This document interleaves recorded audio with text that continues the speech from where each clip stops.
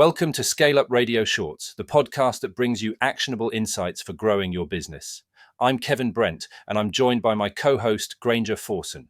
And we're both founders of Smart 90, the proven 90-day execution system for scaling businesses. We're excited to bring you another episode designed to help you navigate the complexities of growth.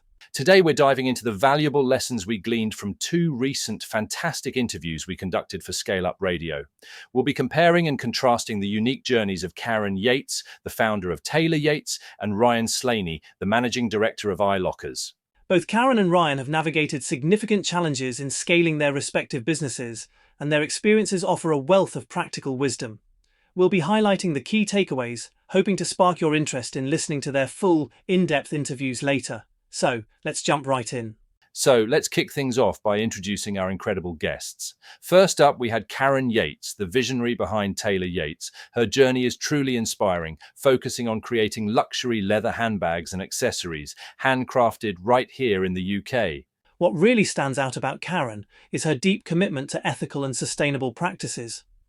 Her business isn't just about beautiful products, it's built on a strong foundation of social good, driven by her desire to create a positive impact. It's clear her values are woven into every aspect of Taylor Yates. Absolutely. And then we have Ryan Slaney, the managing director of iLockerz. His path to entrepreneurship is equally fascinating. iLockerz produces smart locker systems, providing secure storage and automated vending solutions for businesses. Ryan's inspiration actually came from his time as a ski instructor in Japan, where he observed the widespread use of lockers for everything from ordering food to shopping. That, combined with a specific request from Heathrow Airport for a locker system, really solidified his business idea. Both Karen and Ryan showcase distinct entrepreneurial spirits, and their stories really highlight the unique complexities involved in scaling very different kinds of businesses. It's fascinating to see how differently they approach product development, isn't it? Karen, with Taylor Yates, really embodies that test and learn quickly philosophy. Absolutely. For her, it wasn't about striving for perfection right out of the gate, especially with a luxury product like leather handbags. Her focus was on rapid iteration, getting products out there and adapting based on feedback, all while ensuring the core quality, like the stability and softness of their leather, was paramount. It's about being agile and responsive. That contrasts quite sharply with Ryan's experience at iLockerz. He admitted that his biggest lesson was actually over-engineering the initial product. He spent 3 years trying to build a world's best solution, only to find it was too expensive for the market they were trying to reach. That's a classic pitfall for many product-focused businesses. Ryan really learned the crucial need for product-market fit the hard way. It underscores the importance of a minimum viable product, or MVP. His development of an eco-range was a direct result of that tough lesson, scaling back to meet what the market actually needed and could afford. So, while Karen iterated to refine a product already desired, Ryan had to completely re-evaluate to find a market for his product. It's a fundamental difference in their journeys, but both ultimately highlight that meeting market demand is paramount. Exactly. Karen's approach was more iterative, ensuring desirability from the start. Ryan's was a painful, direct experience of over-delivering for a market that simply wasn't there yet, forcing him to pull back and recalibrate significantly. Speaking of lessons learned the hard way, or lessons that were explicitly embraced, let's talk about financial realities, particularly cash flow. Karen Yates from Taylor Yates makes it explicitly clear that for her, cash being king and tight control of cash flow are absolutely critical. She really highlights it as a core, ongoing management discipline. Karen spoke about how challenging it was to fund everything from sales, and how she adapted by engaging in white label services to help manage cash flow. Building strong supplier relationships was also crucial, especially after her main supplier went into administration. It's a very practical, hands-on approach to keeping the business afloat and growing. It's interesting how Ryan's experience, while not stated as explicitly as a direct lesson learned in the same way, implicitly underscores the profound impact of cash flow struggles. He mentioned having zero money for marketing and being absolutely skint in the early days, primarily due to the financial drain of his over-engineered initial product. That's right. For Ryan, the cash flow struggles were a consequence of that earlier misstep in product development. It wasn't a proactive management strategy he implemented, but rather a harsh reality forced upon him by the expensive, overdeveloped product. It truly reinforces Karen's point, just from a different angle.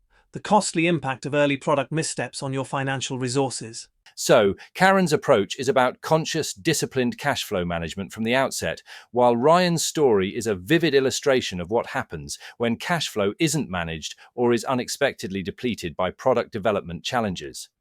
Both, however, lead to the same conclusion. Cash flow is indeed king. That leads us nicely into the topic of investment strategies, which is often a big question mark for founders. Karen Yates actually reflected quite a bit on her journey and said she would probably look for an investor at the beginning if she were starting over, particularly for a product-focused business, to fuel initial growth faster. Yes, and she really stressed the importance of understanding schemes like SEIS and EIS, which offer tax breaks for investors in small companies. And she noted that because Taylor Yates registered as a company quite early, they actually missed out on some of those benefits, which is a key learning point for others. And beyond the money, Karen emphasises finding the right investor, someone who gets you, gets the business, gets the mission, and can offer more than just capital, like connections or skills, and she's still very much open to an investor who's prepared to come along for the journey. It's a very detailed and nuanced perspective on finding the right fit for an investor. Ryan Slaney's experience, on the other hand, was quite different in its origin. His initial investment came when iLockerz spun out of KeyTracker, the business that already manufactured intelligent key cabinets. Exactly. Ryan's narrative doesn't delve into the complexities of seeking external investment or the challenges that can come with it, at least not with the same depth as Karen's. His early funding needs were seemingly simplified by the spin-out structure.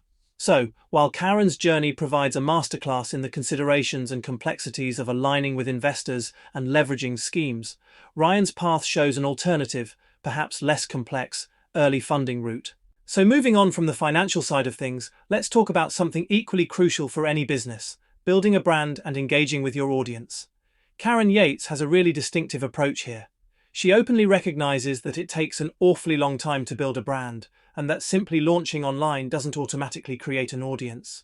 Absolutely, Karen's strategy for Taylor Yates is deeply rooted in fostering a strong customer connection. They do this through powerful storytelling, where the bags are even named after women from Karen's life. It's about creating a sense of community, almost like customers are joining the Taylor Yates family, offering them exclusive benefits.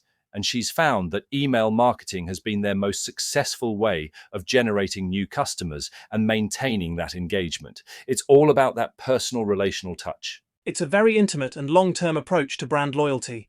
Now, if we look at Ryan Slaney and iLockerz, his strategy for growth and customer engagement has a very different flavour. He firmly believes in product-led growth, where innovation is heavily customer-led. That's right. Ryan's primary customer acquisition strategy involves exhibitions, but he uses these shows for more than just lead generation. They're invaluable for direct customer feedback, which he actively seeks out. He's very proactive at these events, making sure every visitor is engaged and that feedback directly informs product innovation. So, while both Karen and Ryan understand the importance of connecting with customers, their methods diverge. Karen focuses on deep brand loyalty and relationship building through personal storytelling and direct communication channels like email. Ryan, on the other hand, prioritizes immediate customer feedback to drive product innovation and leverages exhibitions for broad reach and rapid feedback loops. It highlights two very effective but distinct paths to building a business and connecting with your audience. So there you have it, a quick comparison of these two great entrepreneurs, Karen Yates, the founder of Taylor Yates, and Ryan Slaney, the managing director of iLockerz. For more insights into their journeys, tune into Karen and Ryan's full interviews on ScaleUp Radio, available wherever you get your podcasts. And just visit smart90.co.uk if you would like to know more about how we help entrepreneurs get clarity, build momentum, and reclaim their time. Until next time, it's goodbye from me. And it's goodbye from him.